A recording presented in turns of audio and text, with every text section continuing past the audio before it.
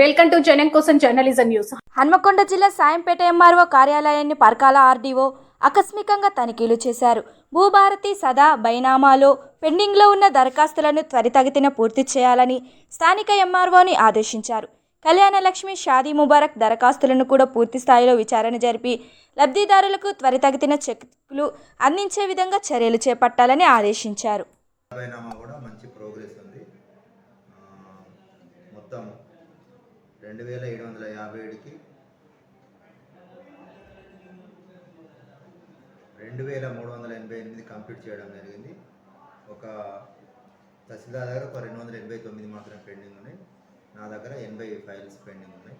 అవి కూడా తొందరగా పంపించవలసిందిగా కోరుతున్నాము.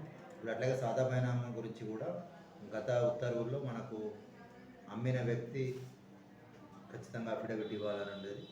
ఈరోజు వచ్చిన సవరణ ఉత్తర్వుల్లో కొని దరఖాస్తు చేసుకున్న వ్యక్తి పూర్తి వివరాలతో నిజాలతో అఫిడవిట్ ఇవ్వాల్సి ఉంటుంది.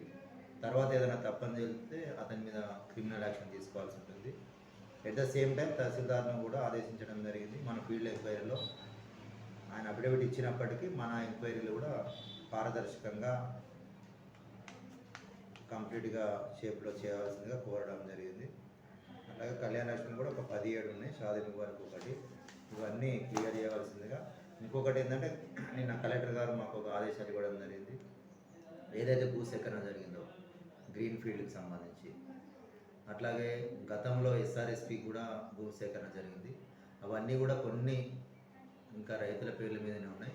అవన్నీ యుద్ధ ప్రాతిపదికన రోజువారీగా ఎస్ఆర్ఎస్పి అయితే ఎస్ఆర్ఎస్పి పేరు మీదకి, గ్రీన్ ఫీల్డ్ అయితే నేషనల్ హైవే పేరు మీదకి రికార్డు సవరణ చేయవలసిందిగా కూడా ఆదేశించడం జరిగింది.